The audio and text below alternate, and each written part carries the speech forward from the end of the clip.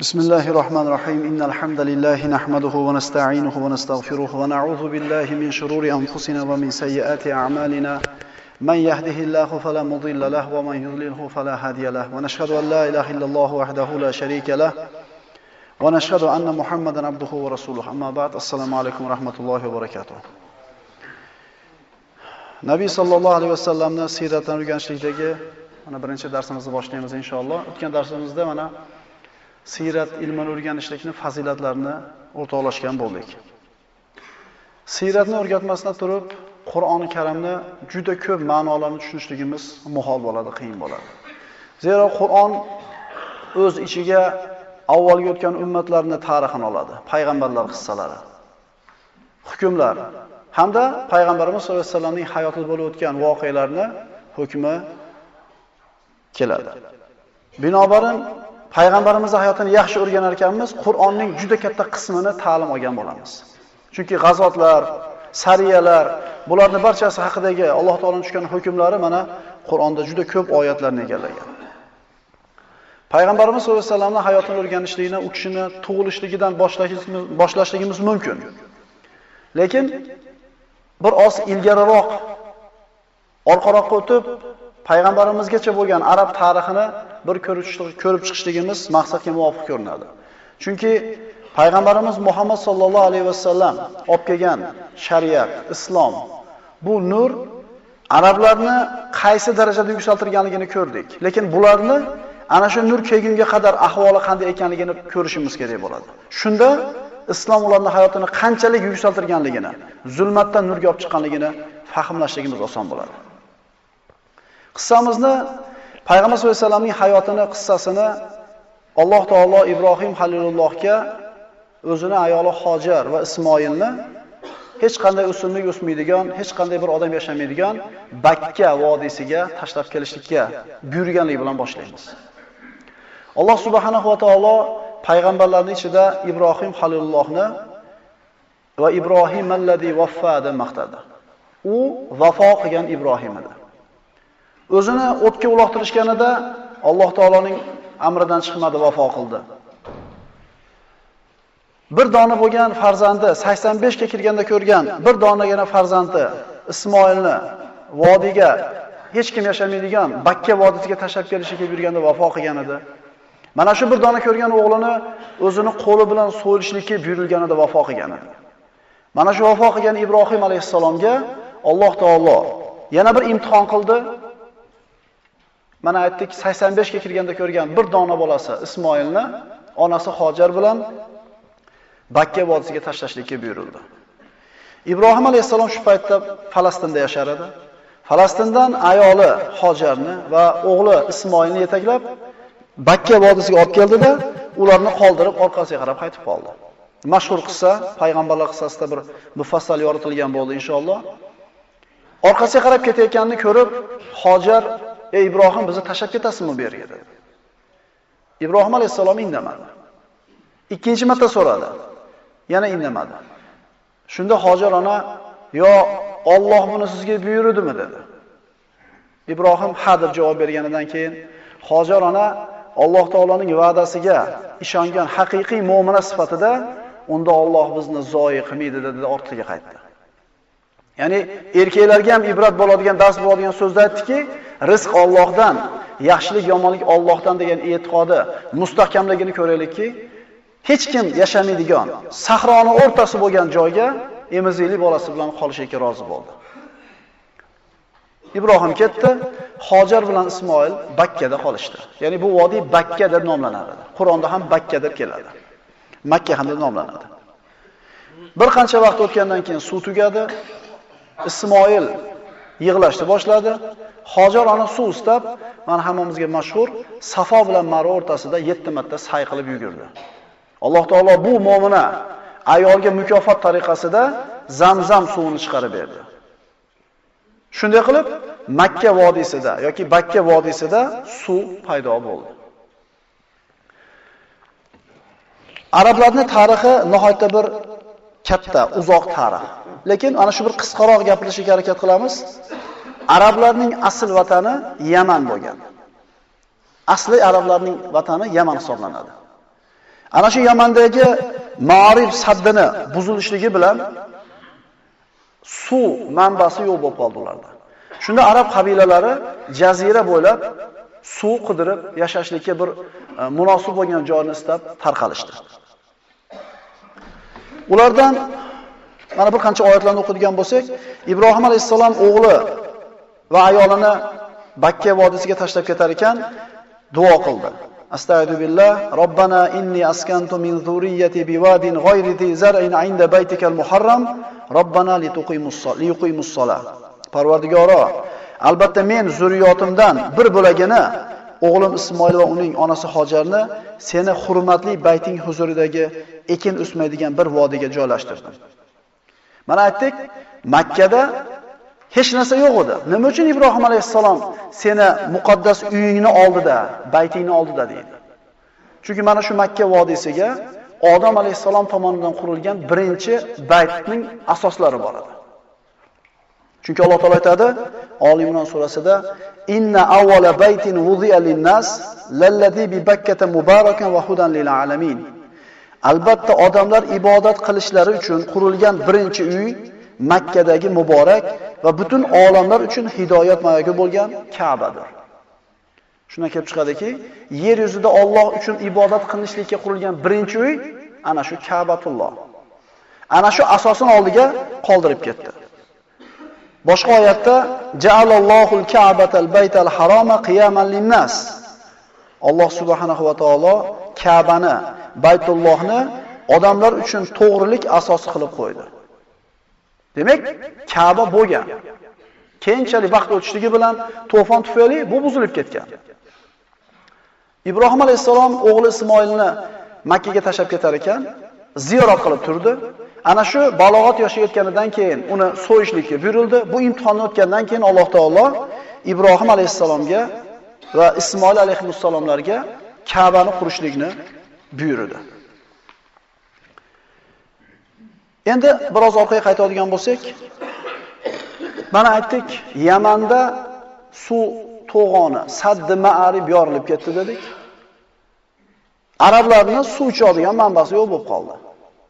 Arab qabilalari Arab jazirasi bo'ylab tarqalishdi. Saqif qabilasi Toifga borib joylashdi. G'assonlar Shom atrofiga va mana shu Shomda Yamanda yashagan qabilalardan bo'lgan Jurhum qabilasi ular ham jazira bo'ylab suv ustab yurishgan edi. Makkaga yaqin joyga yetganida ana shu hozirgi kunga turgan Ka'bani ustida qushlarning uchayotganligini ko'rishdida, bu suv borligini alomati deb ana shu joyga qarab yurib kelishdi. Kelishganida Hojar ona ana shu Zamzamning oldida o'tirar edi. Arablar karam, axloq egasi bo'lgan edi. Kelib tajovuz bilan, zo'ravonlik bilan tortib olmadi, balki shu suvdan ichishlikka izn so'radi. Ibrohim alayhisalom ayolini qoldirib ketayotganda Parvardigorga duo qilgan ediki, Parvardigor faj'al afidatan minan nasi tahwi ilayhim. Odamlarni qalblarini bu meni zurriyotimga yumshoq qilgin, muloyim qilgin degan edi. Bo'lmasam bitta bir zaifa ayol emizil bola bilan o'tirsa, butun boshli qabila kelib shart zulm qilib tortib olishi mumkin edi. Lekin Ibrohim Halilullohning duosi ijobat bo'ldi. Hojar ona ularga haqqini to'laysizlar, yashaysizlar, ichasizlar dedi. Shunday qilib Makkada Yamandan chiqib kelgan Jurhum arab qabilasi o'tiroqlashdi, shu yerda yashadi. Ismoil alayhisalom arab bo'lgan emas. Ibrohim alayhisalom ham arab bo'lgan emas, Kanoniy bo'lgan ular. Ismoil alayhisalom ulg'aydi, Jurhum qabilasi bilan yashadi hamda Jurhum qabilasidan uylanib arablashdi. Ismoil alayhisalomgacha bo'lgan arablar arab ariba deyiladi. Ya'ni boshqa xalqlar bilan aralashmagan arablar deyiladi. Ismoil alayhisalomdan keyingi arablar arab musta'riba deyiladi. Ya'ni boshqa xalqlar bilan aralashgan arablar deyiladi. Ibrohim alayhisalomga Ka'ba qurishiga Alloh tomonidan buyurilganidan keyin o'g'li Ismoil bilan Ka'bani asosini kavlab chiqarishdi. Yana shu qumlarning ostida Odam alayhisalom qo'ygan Ka'bani fundamenti asosi bor edi. Shuni ustiga qurar ekan, uyni bir burchagi boshqa burchaklardan ajrab turishligini xohlab, Ibrohim alayhisalom o'g'li Ismoilga bir boshqacharoq bir tosh topib keling deb buyurdi. Ismoil aylandi atrofda, lekin bir chiroyli, bir ko'zga ko'rinadigan, ajralib turadigan tosh topa olmasdan kelganida Ibrohim alayhisalom oppoq bir toshni qo'yib, binoni urib davom etkazayotgan bo'ladi. Ya'ni bu atrofda bunaqa oq tosh bo'lmaydi. Ota, bu toshni sizga kim olib keldi deb so'raganida, Jibril uni jannatdan olib chiqib berdi dedi. Biz bilgan Hajarul Aswad o'zi aslida jannatdan chiqqan oq tosh bo'lgan. Nabiy sollallohu alayhi vasallam aytganlaridek, odamlarni gunohkor qo'llari, gunohkor odamlarning qo'llari teyorganligidan qorayib ketdi deydi. Hozirgi kunda siz bilan biz ko'rib suratida yoki o'zini borib ko'rganimizda hammasi Hajarul Aswad emas. Agar diqqat qilib e'tibor berib qaraydigan bo'lsak, ichida 4 ta yoki 5 ta mayda-mayda bo'laklari qolgan. Inshaalloh mana shu darslar davomida o'qiymiz. Qaromita degan bir firqalar chiqib, Ka'batullohdan Hajarul Aswadni sug'urib olib ketishgan. Keyin qaytarib kelib qo'yilgan, lekin ana shu asl katta holatda qolgan emas. 3 ta yoki 5 ta mayda-mayda bo'laklari bor uni. Ibrohim alayhisalom Ka'bani qurib bo'ldi. Alloh tomonidan buyruq bo'ldi. Odamlarni haj qilishlikka chaqiring dedi. Ibrohim alayhisalom Parvardigor, men bitta odam bo'lsam, qana qilib ovozimni insonlarga yetkazaman deganida Alloh taolo inna ma'alaykal adan va alaynal balagh. Sizdan chaqirib qo'yishlik, ozon aytib qo'yishlik xolos. Yetkazishlik bizdan dedi. Necha ming yil burun, Alloh alam necha ming yil bo'lganiga Ibrohim alayhisalom chaqirgan ozon, bu nido musulmonlarning qalblarida qiyomatgacha jaranglab turadi. Hajga borishlik hammaning qalbida mana shu zavqi, ishtiyoqi, shavq turadi. Bormaganlar bir borsam desa, borganlar 10 borsam deydi. Nima endi bu? U yerda borib ko'radigan oshiqcha hech narsa yo'q. Ekinzori, bog'i, hech narsa, sahro.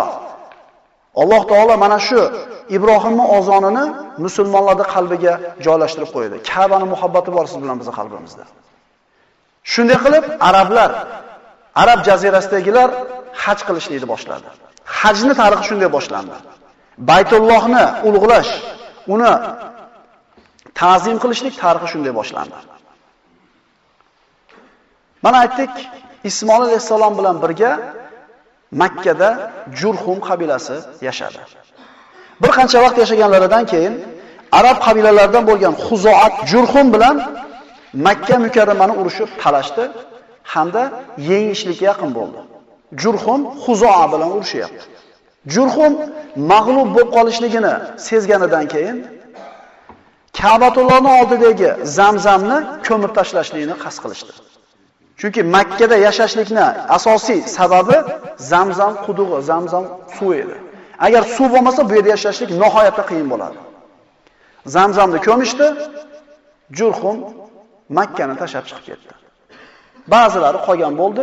Xuzoa qabilasi Makkaga hukmronlik qila boshladi.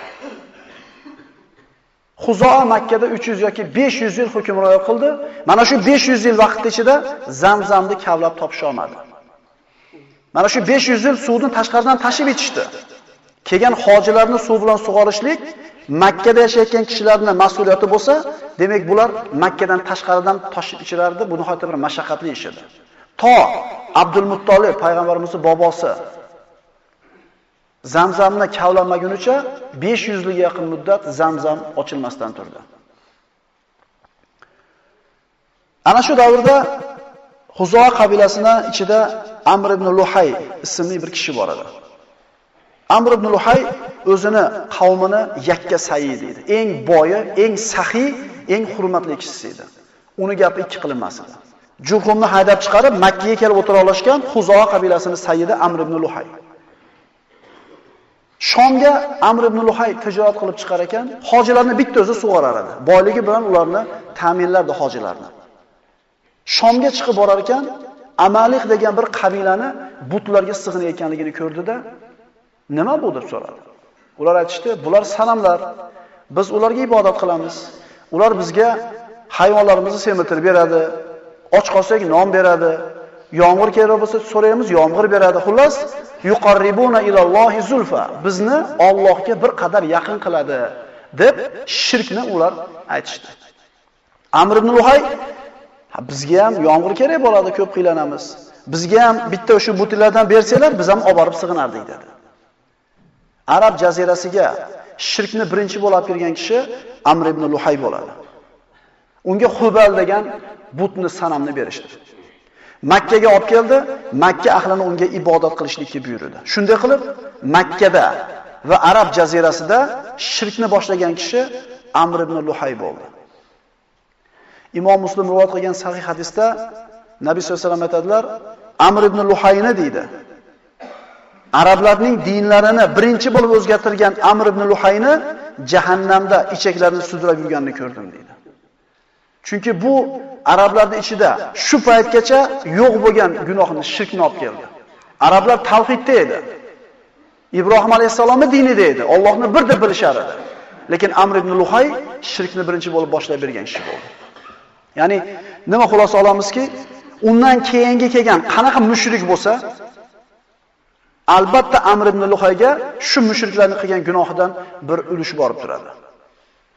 Nabiy sollallohu alayhi vasallamda shunday mazmunda hadislar bor. Qaysi bir kishi yomon sunnatni paydo qilsa, odamlar unga erchib amal qilsa, shu gunoh qilganlarning gunohidan unga ulush borib turadi deydi. Hayotimizni qarasak, narda o'ynashni o'rgatgandirmiz birinchi marta jo'ramizga. Ziyofatga aroq qo'yishni boshlab bergandirmiz birinchi. Yoki qandaydir bir ma'siyatni qilgan bo'lsak, bilaylikki shundan keyin shu ishni kim davom etkizsa, shu odamga albatta ulush bor. Aksincha, savobli ishni targ'ib qilayotgan bo'lsak, masjidga yurda bitta jo'ramizni aytalagan bo'lsak, biror bir gunohni qilish, bid'at xurofotlarga tiqilib yotibdi hayotimiz. Ke shu bid'atni biz qilmaylik mana shu to'yimizda, mana shu ziyofatimizda qisqartiraylik desak, isrofni, bid'atni yo'q qilsak, bizga ergashib boshqalar amal qilsa, unga ham ajr bor. Endi qaraylik, biz qaysi tomonga tortyapmiz? Bir toifa odamlar bo'ladi yaxshilikka tortuvchilar, bir toifa odamlar bo'ladi ma'siyatga tortib, qolganlari poda bo'ladi. O'zining e'tiqodi, iymoni, hayotda tutgan yo'li yo'q bo'lgandan keyin poda bo'ladilar. Qaysi tomon kuchlilik qilsa, odamlarga nimani targ'ib qilayotganimizga bir qator qarab qo'yaylik. Talbiya ham o'zgardi. Hajga kelgan hojilar labbayk Allohumma labbayk, labbayk la sharika laka labbayk, innal hamda wan ni'mata laka wal mulk la sharika lak. Mana shu tavhid talbiyasi. Allohni bitta deyishlikka chaqiradigan talbiya. Hatto endi ular talbiyani o'zgartirishdida illa sharikan huvalak tamlikuhu va ma balak. Orqasidan mana shu ikkita jumlani qo'shdi, shirkka aylantirib qo'yishdi. Amr ibn Luhay bu bilan ham cheklanmadida, hayvonlarni ham ba'zilarini muqaddas deb belgilab berdi. Moncha tuqqanni yeb bo'lmaydi, moncha yashaganni minib bo'lmaydi, xullas shariat qo'yib berdi. Bir narsani halol, bir narsani harom deyishlik Allohning haqqi. Esimizdan chiqmasin. Halolni harom degan kishi, haromni halol degan kishi qasddan kofir bo'ladi islomda. Kim bo'lishidan qat'iy nazar. Bir narsani halol, harom deyishlik Alloh va Rasulining haqqi. Bu bo'lmaydi buni qilsa. Bu yomon bo'ladi deb har xil so'z bilan nima qilinadi? Yo'l ko'rsatiladi. Makkadagi eng katta sig'iniladigan but bu Hubal edi. Quraysh Makka ahli mana shu Hubalga sig'inar edi. Payg'ambar sollallohu alayhi vasallam Makka fathida butlarni bitta sindirar ekan, oxiriga qilib Hubalni qoldirib qo'ygan edi. Uni ham oxirida Payg'ambar sollallohu alayhi vasallam parchalab sindirdi. Chunki arablar qaysi darajada jaholatda ekanligini ko'rib turib, keyin islom ularga nima olib kelganligini ko'rsak, shunda payg'ambarimizning risolatining buyukligini qadriga yetamiz. Shuning uchun ularning kimligini ko'rib qo'yaylik avval. Birdaniga tug'ilishidan boshlasak, tushunishimiz qiyin bo'ladi. Alloh Qur'onda Nuh alayhisalom qavmi haqida xabar berib aytadi: "Va qalu la tazarunna alihatakum va la tazarunna waddan va la suwa'an va la yaghusa va la ya'uqa va nasra." Va o'zlariga ergashgan tuban pastkash kimsalarga sizlar hargiz o'z xudolaringizni tark qilmanglar. Vadni ham, Suva'ni ham, Yag'usni ham, Ya'uqni ham, Nasrni ham hargiz tark qilmanglar dedi. Mana shu ismimizga qilingan 5 ta odamni ismiga qo'yilgan butlar ham Makkada bor edi. Jazirada bor edi. Vudga Banu Kalb sig'inar edi. Suva degan olihasiga Banu Huzayl, Yag'us degan butiga Toy ahli va Jarash ahli ibodat qilardi. Ya'uqqa Hamazon, Nasrga ahli Yaman. Mana shunday shirkni tarqashiga Amr ibn Luhay sabab bo'ldi.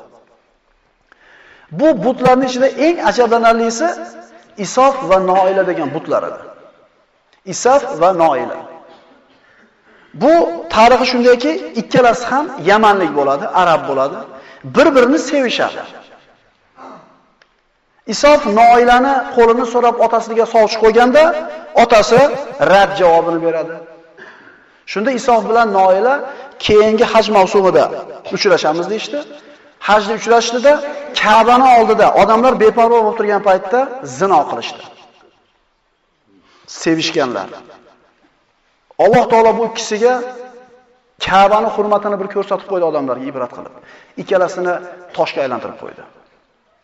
Isof bilan Noila mana shu qilgan gunohi uchun Alloh tomonidan toshga aylantirdi. Hamda Makka ahli mana shu ikkala haykalni bittasini Safoga, Isofni Safoga, Noilani Marvaga qo'yib, odamlarga ibrat bo'lsin. Ibrat bo'lsin. Allohning uyini oldida gunoh qilishlik shunday bir jazolanishidan ibrat olsin deb Alloh taolo shunday qildi. Ular qo'yib qo'yishdi. Bir qancha vaqt o'tdi. Odamlar esdan tez chiqib qoldi. Inson degan so'z unutuvchi degan o'zi. Amr ibn Luhay Ka'bani olib kelib qo'ylar, bularga ham sig'ininglar dedi. Unga ham sig'inishni boshlashdi. Arablarni qaysi holatda ekanligini bilishimiz uchun Umar ibn Hattob roziyallohu anhuning hayotiga bir murojaat qilamiz. Umar ibn Hattob roziyallohu anhu xalifa bo'lib turar ekan, majlislarda o'tirib, odamlar bilan o'tirganida besabab to'satdan yig'ilib olar ekan. Ba'zida o'tirib besabab kulib olar ekan. Ya Amiral Mo'minin, nimaga u to'satdan yig'ilib, to'satdan kulib orasiz besabab deganida u kishi aytadiki, Jahiliyat davrida qiz farzandlarini yomon ko'rardik. Eshitib turaylik, arablar qaysi darajada bo'lgan? Pastligi, tubanligi, razilligi, savodsizligi qaysi darajada bo'lgan? Qiz farzandlarini yomon ko'rardik. Ya'ni qiz farzand jang maydonida qilich ko'tara olmaydi, qabilasini, kuchini, quvvatini ziyoda qila olmaydi, birovning xizmatini qiladi, nomus deb biladi qiz farzand ular. Shuni asoratlariga o'xshagan narsa hozir ham yo'q emas oralarimizda. Qiz farzand bo'lsa, g'am qilib siqiladiganlar. O'tirar ekanman jahiliyatda deydi. Ayolim qiz tuqqanligini xabarini berishdi. Men sabr qildim deydi. Sabr qildim 6 yoshga kirguncha. 6 yoshga kirganida qizimni qo'lidan yetalab olib bordim sahroga, chuqur kavladim, qizimni shu chuqurga tashlab, ustiga qumni, tuproqni tortayotganimda ko'tarilgan chang soqolimga tegsa, qizcham chuqurda turib soqollarimni qoqib turardi deydi. Mana shunday holatda qizimni ko'mib kelganman deydi. Hech qaysi hozirgi kundagi jaholat, hech qanaqa bir ahmoqlik bularda jaholatga yetmaydi. Chunki o'zini qizini olib borib tiriklarni ko'mib kelyapti. Ana shu kichkinagina barmoqchalari qimirlamay qolguncha turpoq tortdim ustiga deydi. Shuni o'ylab deydi, yig'layman deydi. Shunchalik johilligimiz o'ylab turib yig'layman deydi. Tasavvur qilib ko'ring-da, oldiga kelgan qizingizni olib chiqib ko'mishingizni. O'lganim yaxshi deysizda, chunki sizni aqlingizga sig'maydi, chunki islom siz bilan shunday tarbiyaladiki, bu sig'dira olmaymiz aqlimizga bu narsani. Endi kulishimiz sababi deydi, Makkaliklar Makkadan tashqariga chiqib ketadigan bo'lsa, Makkani toshlardan olib, o'zlaridan olib ketar edi-da, yo'lda shu toshga qarab sig'inishardi. Makkani toshi. Bir marta safarga chiqib ketar ekanman deydi, tosh ololmabman deydi. Ibodat qilish kerak bo'ldi. Nimaga ibodat qilaman? Qarasam, Makkadan o'zim bilan olib chiqqan xurmo bor ekan deydi. Xurmoni oldim, birini ikkinchisiga yopishtirib, bir timsol haykalni yasadimda ibodat qilib oldim deydi. Ibodat qilib oldim, qonim ochib ketdi deydi. Yegani boshqa narsam yo'q, hali ilohimni yeb qo'ydim deydi. Buni o'ylab deydi, shunchalik johilligimiz o'ylab kulgim keladi deydi. Bu kim aytayapti bu gapni? Umar ibn Hattob roziyallohu anhu aytayapti. Islom mana shunday bir johil qavmni, orqada qolgan, zulmatda qolgan qavmni nurga olib chiqdi. Zalolatdan hidoyatga, tubanlikdan yuksaklikka olib chiqdi. Biz arablarni payg'ambarimiz sollallohu alayhi vasallam kelgungacha bo'lgan tarixini bir ko'rib chiqmasdan turib, payg'ambarimiz qanchalik ularni bir yuksaklikka olib chiqqanligini tushunib yetishimiz qiyin bo'ladi. Arab jazirasiga yahudiylar qanday kirib keldi? Nasroniylik qanday kirib keldi? Forslar qanday qilib Arab jazirasiga hukmron bo'lishdi? Mana bilamiz, payg'ambarimiz sollallohu alayhi vasallam payg'ambar bo'lib yuborilganlarida Yamanni forslar boshqaradi. Yaman hukmi forslarning qo'lida edi. Qanday qilib forslar Yamanga kirib keldi? Deyarli hamma muarriflar, Tabari, Ibn Asir, Ibn Kasir va boshqalar keltirgan Yamandagi arab podshohlaridan biri Robi ibn Nasr tush ko'rdi. Juda bir uzoq qissa, lekin xulosasi shuki, tushini kohin va munajjimlarga aytib berganda, yaqin fursatda ichida habashlar, ya'ni negerlar, habashlar Yamanni egallashadi degan xabarni berishdi. Ko'ringki, shirk, johiliyat rivojlangandan keyin kohinlar bilan munajjimlar ish yurishib qoladi, baxshilar ish yurishib qoladi-yu. Eshitib qolasan, bizning mahallamizda bitta baxshi bor, eshigini tagida falonchilar o'tiradi deydi. Falon odamlar o'tiradi deydi. Nimaga o'tiradi desa, dindan bexabarda. U baxshini nimaligi, uni qo'lidan hech narsa kelmasligini tushunadigan ularda bir ilm, ma'rifat yo'qda. Agar birovda ishini yurgizib yuborishlik baxshini qo'lida bo'lsa, birinchi bo'lib o'zini ishini yurgizmaydimi shu odam? Nima qiladi birovda bergan 50 so'm, 60 so'mga qarab o'tirib. Lekin johillik rivoj topsa, dindan uzoq bo'linsa, odamlar shunday holatga tushib ketadi. U o'zini, oilasi, farzandlarini forslarga bir tobe bo'lib qolishdan qo'rqdi-da, Yamandan Iroqqa qarab ko'chdi. Iroqqa bordi, Hiro degan joyni egallab shu yerda yashadi. Robi ibn Nasr vafot qilgandan keyin uni farzandlarining qo'liga hukm etdi. Yamanliklarda Tubba deb podshohlar laqamlashar edi. Mana bilamiz, forslarning podshohi Kisro deyilardi. Rumning podshohlari Qaysar deyilardi. Habashlarning podshohi Najjoshi deyilardi. Yamanliklarning podshohi Tubba deyilardi. Ana shu Robi ibn Nasrning o'g'illaridan Tabban Asad ismli kishini qo'liga o'tdi hukm. Bir necha vaqt o'tgandan keyin uni hurmati nihoyatda bir baland bo'ldi, moli dunyosi ko'p edi, boy, saxiy kishi edi. Kunlarning birida mana shu Tabban Asad Shomga tijorat qilishlik, sayohat qilishlik maqsadida yo'lga chiqadi. Yasribga yetganida, hozirgi kundagi Madina. Yasribga yetganida o'g'illardan bittasini qoldiradi-da, shu yerda tijorat qilib tur deydi, o'zi Shomga ketadi.